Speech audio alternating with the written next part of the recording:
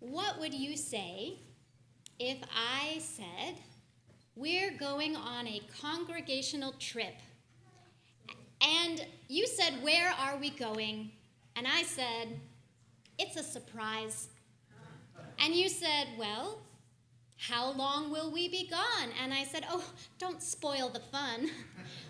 And you said, well, what should I bring with me? And I said, leave everything familiar behind you. How many of you would sign up for that trip? We've got one adventurous spirit. A lot of us like to know before we set off on a journey where the heck we're going, how long we'll be there, and what we need in that new environment. But journeying into the unknown is exactly what happens in this week's Parsha. Abraham and Sarah have an act of leave-taking, which is a common theme in our Torah, by the way. Jacob has to leave home. Moses and the Israelites had to leave Egypt. And it's not just in Judaism that there is some connection between leave-taking and revelation. Right? Jacob experiences the dream with the angel on the ladder after he leaves home. The Israelites experience Mount Sinai after they leave their home in Egypt. And in worldwide religions, Siddhartha the prince left home and became the Buddha. Jesus wandered in the wilderness for 40 days to have his encounter with God. Rabbi Alan Liu of blessed memory used to teach that when you ask most people, what is the Bible, on one foot, they would say it's the history of our people or the story of our people, but he is more specific. He says it's our people's encounter with God, and a lot of times to encounter God or the divine, we have to leave home, because home is where we have habits. Home is where things are so familiar and comfortable that we can't always notice what is miraculous right in front of us. That if you take beans from a tree and you roast them and then you grind them up and mix them with hot water, coffee, right? It's a miracle, but if you drink a cup of coffee every day, it's hard to keep it feeling miraculous. I'm sure you could give me dozens of examples when we are in the habit of doing something that we forget just how amazing it is. And so sometimes you have to leave home to get a fresh perspective, metaphorically speaking. Although, on a shot level, on a simple level, it's true too. I'll tell you a story. I went to live in Israel right after college, and when I arrived, my Hebrew was not stellar. Now, I love to bake, and I would go to the grocery store and I would buy flour, and I could figure out the word kemach, flour, on the package. But something was wrong with the cookies I was baking and the bread I was baking. The texture was off, and I kept buying bags of flour and wondering what was happening. Well, eventually my Hebrew improved, and I read the package more carefully. Self-rising flour. If you don't know what this is, it's pretty common outside of the United States. They pre-add a rising agent, like baking soda. So when I got home and mixed my yeast or my baking soda or baking powder into the flour, I was doubling the rising agent, and everything turned out very strangely. But what a fresh perspective. I had traveled to a foreign country, and I was in the habit of this is how you bake, and I got to learn actually around the world that's not necessarily how people bake. I learned something new. I broke a habit. I want to go back to the story and compare Jacob and the Israelites and their leave-taking to have revelation versus Abraham and Sarah's. Jacob was fleeing an irate brother. Moses and the Israelites were fleeing Egyptians who wanted to kill them or re-enslave them. Sometimes leave-taking occurs because we experience a crisis.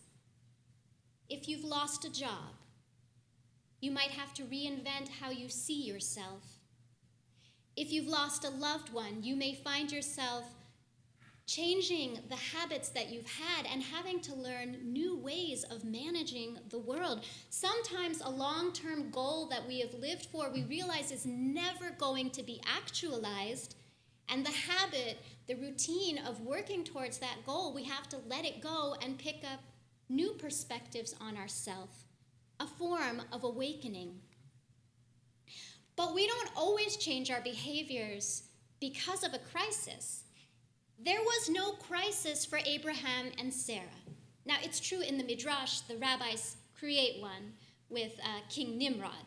But in the actual text, they're not fleeing something.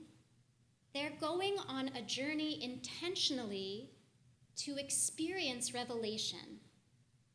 And we are able to see the world anew too. We are able to go on miniature journeys to what is holy every day by practicing mindfulness.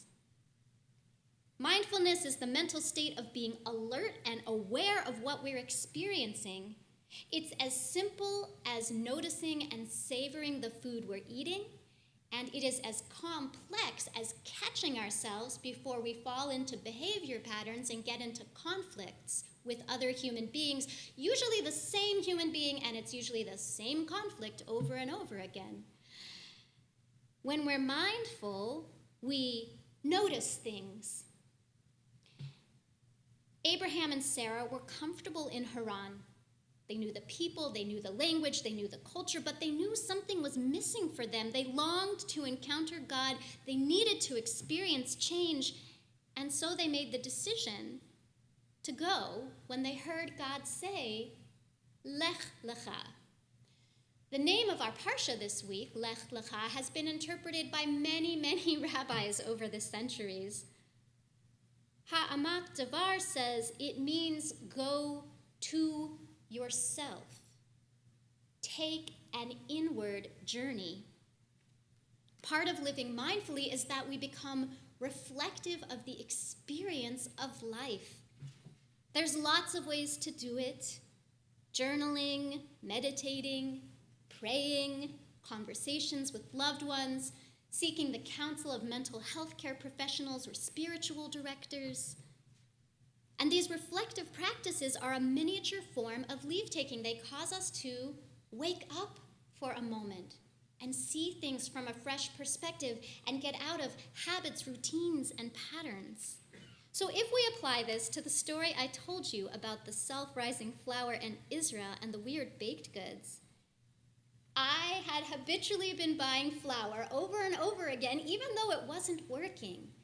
And at some point, I had a mindful moment and said, I am taking my Hebrew-English dictionary to the grocery store. I am reading that entire package, and I am going to figure out what is wrong so that I can reclaim my title as championship baker of Dov, Kimchi Street, possibly all of the neighborhood of Rehavia.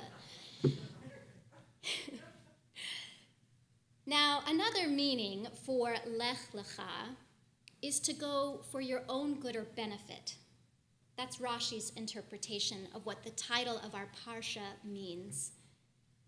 Mindfulness is hard work, but as Rashi points out, it's for our own good or benefit when we live life thoughtfully, when we're awake to life.